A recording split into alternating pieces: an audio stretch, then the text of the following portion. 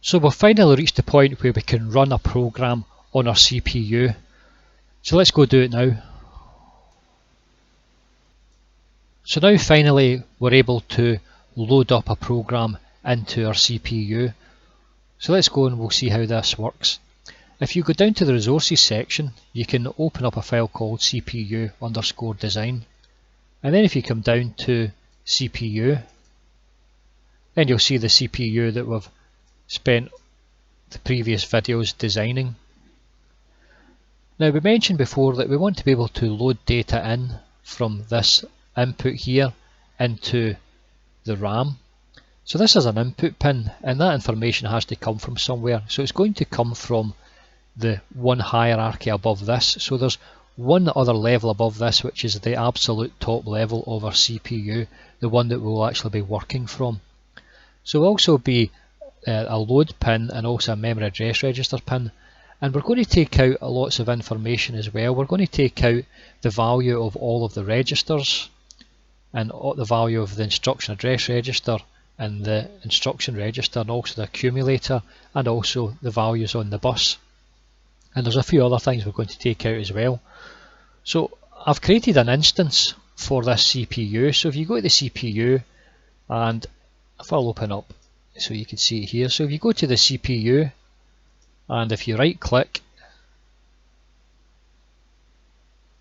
on the CPU, right click on the CPU, edit circuit appearance, and you'll see that that there is the top level of our CPU, and it's got all of the outputs here and all of the inputs as well. So we'll go ahead and we'll open up the absolute top level, and I promise you there's no other levels above this. So if you come down all the way down to CPU_test, now this is the top level of our CPU.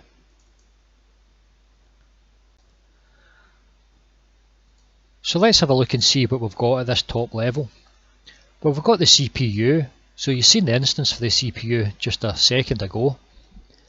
Now rather than have wires running all over the top level, I connected a tunnel to each of the inputs. So that's an input pin there, you see it, the little green circle.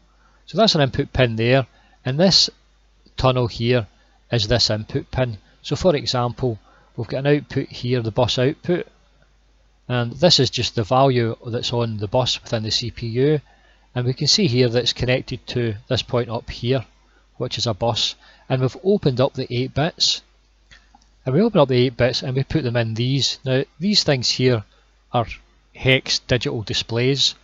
So what they do is this one here takes the first 4 bits and it gives us the hex number for those 4 binary bits, and this one here takes the next 4 binary bits and gives us the hex number. So we're able to produce a hex number for the 8 bits here. Okay, so what we do is we take out the registers that we're interested in. So we're interested in the bus, but we're interested also in the value in the accumulator, instruction address register, instruction register, and the 4 registers R0, R1, R2 and R3. So it means we're able to watch these count and change as we work our way through the program.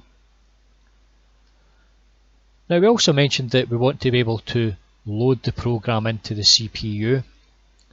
So we're going to load the program in here from this thing here. Now I've called this external RAM. Now what this thing is if we click on it, it's a RAM. Okay, so that RAM is actually available to us in the memory section here. So rather than build up a whole new RAM, I can just use the one that's actually available. So that's the RAM here. So that's this one here.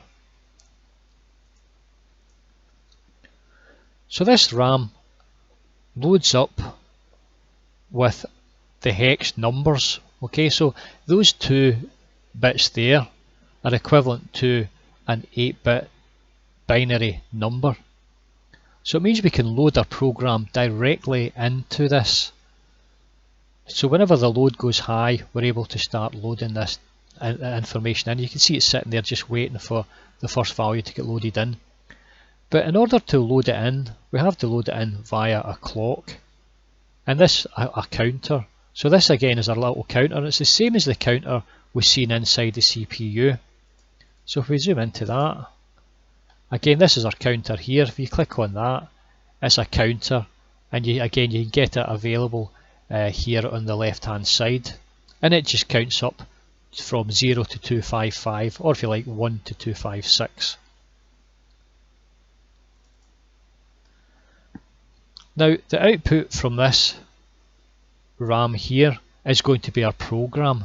So our program is coming out of here and it's coming in here, and if you go down to the next level down, you'll be able to see that it's actually coming in to this point here. So this is our program getting counted in to the RAM. So we head back up to the top level. Now there's another couple of things here we have to talk about. Well, first of all, we've got the control for the whole of the CPU. So if I was to turn this load off at the moment and just reset everything, so that's everything reset. There's no values in any of these. Okay, if you drop down into the CPU, everything would be red because it doesn't know what's happening. Okay, so the very first thing we want to be able to do is we want to make sure that we can load the data into the CPU. So the first thing we want to do is go to step 1, which is load. So we click on that. This is us in step 1. And then after we press the load, we want to reset everything. So we want to make sure everything goes to 0. When you press the reset, you'll see these all go to 0. Now if you were to go into the CPU as well, you can have a look inside the RAM block, and you'll see that these values here, these have all gone to 0 as well. We can then go to stage 3, which is to set the memory address register high. Now we're ready to load the program into this external RAM. So in order to load that, you right click, edit contents, and you've got this little box appearing, and you can go in here and you can open up. So press open.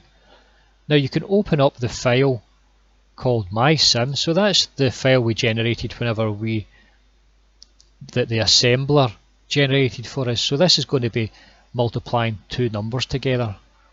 So if we open that up, you can see here that it's loaded in the hex values for that program, and you can see it finishes off with the end command, which is always a CF. So that's us in a position ready to start loading the data into the CPU. So in order to start it, we can go into simulate, and we can actually change the frequency simulation. So we could make it run really slowly so you can see every individual change within the CPU, or you could just run it really quickly in order to get the values loaded in. So let's just run it at 4.1 kHz.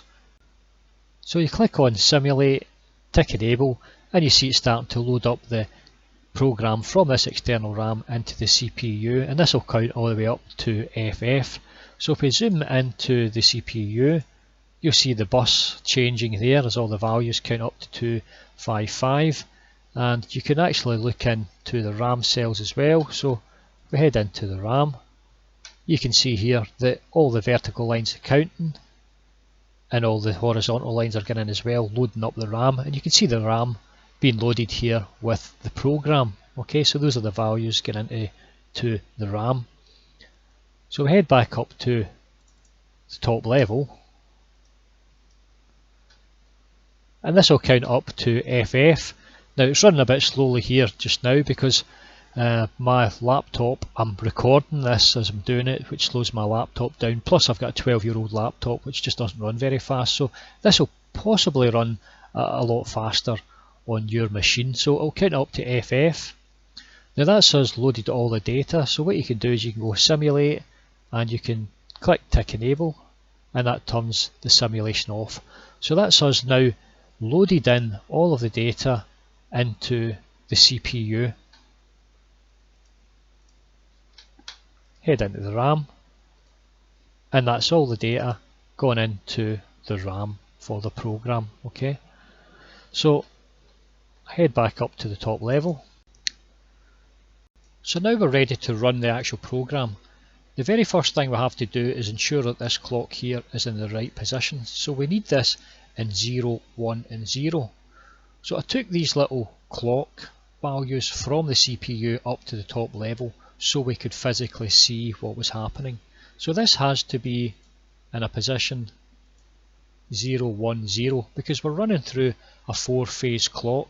So it takes 4 pulses of this clock in order to go through one enable set pulse, and we need to make sure we're starting in this correct position, and if we don't start in this position the simulation won't work. So now we've got it in that position there, we can turn the memory address register off, we can turn this load off, so we're now in a position to run the simulation. So we can go up to simulate, tick enable, and that's us starting to run through the simulation. And you can see here that it's put a 5 in the register R0, a 5 in the register R1. Now we're going to multiply the value of these two registers together, and in the register R2 the final solution, the value will be 19. So let's get down and we'll have a wee look inside it as this is running away. So you can see here all the values running through as we run through the code, and if you come down into the control section you can see the control section running away here. I'll maybe zoom in so we can see it. So you can see it counting away here. Now it will actually count a lot quicker. It slows it up whenever I'm moving about in between simulations here, in between pages. Plus I've got a slow computer here, it'll probably run a lot faster on your computer.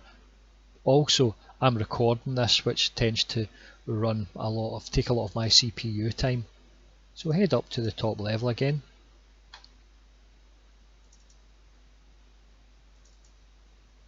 So you can see this running, and you can see now it's actually come up with the correct answer, which is 19. So we've multiplied 5 with 5, which gives a value of 25.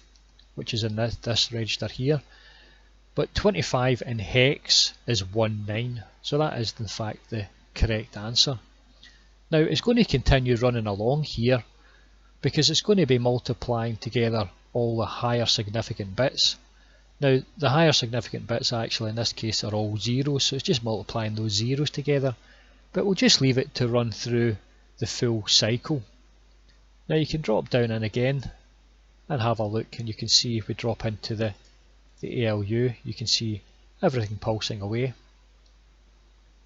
And again, if you were to go through this yourself you could run it a lot slower. In fact, if you wanted to you could run it as individual clock pulses just by clicking on the clock pulses here.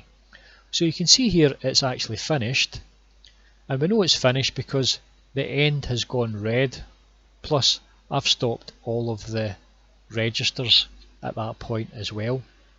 So now we can get into the simulate, we can go tick enable, so that turns the clock off, and that's us run through our first full program on the CPU. We've multiplied 5 with 5 and we've got an answer 25. So there's one other thing I'd like to add here, and it's about the smooth running of Logisim. So whenever I open up my program at first, so if I click on open and I click on the design that I'm working on, which is CPU_design.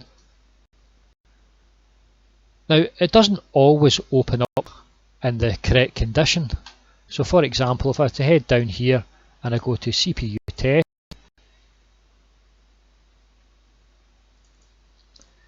then whenever I go to reset this, I can go into load and I can press reset. And you'll notice here that this one hasn't reset. Now I can keep pressing reset and it just simply won't reset. Now this has nothing to do with the design here, it's really about Logisim. So I could potentially open up Logisim, I could close this down again and open it up, and everything would be perfect, or I could close it down, open it up, and maybe one other one is not working properly. So it's really due to the fact, I think, that we're running Logisim to its very limit. So if you get that condition occurring, the quickest way to sort it out is just look at the register. So it's register R1.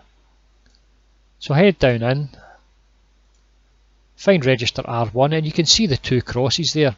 It tells us that it's just not operating properly. So I would click on it, delete the instance, and you can just copy this instance over, Control C, Control V, and place it on. Now whenever I come up to the top level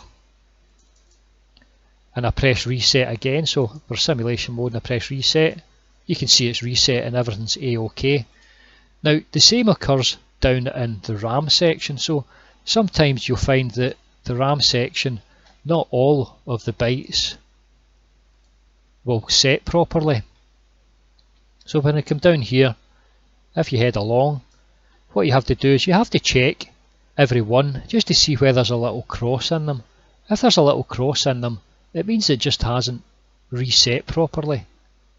So there's, for instance, there's one there. Now it happens now and again with an odd 1 or 2, so that's one there. So again, you'd have to delete that and copy this or another one in its place. Now whenever you do that and go back up to top level and you press reset, that will be A-OK to go, because you can see there's another one there.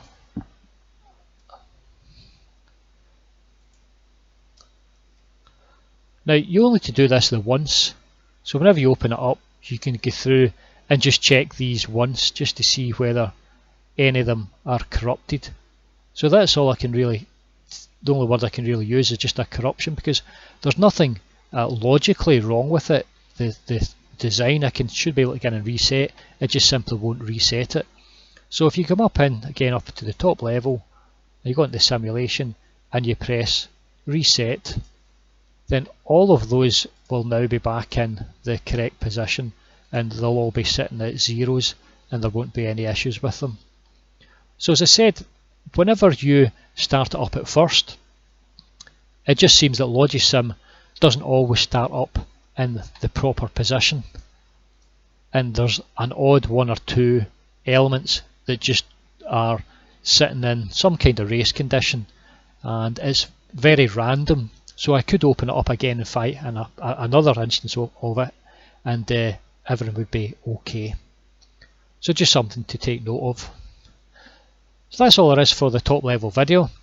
In the bonus section we're going to go over another simulation, and we're going to go over a much neater way of loading the information into the RAM, because I think the information loading that I do here, it's a little bit clunky. So there's a bit of a neater way that I've found to do that.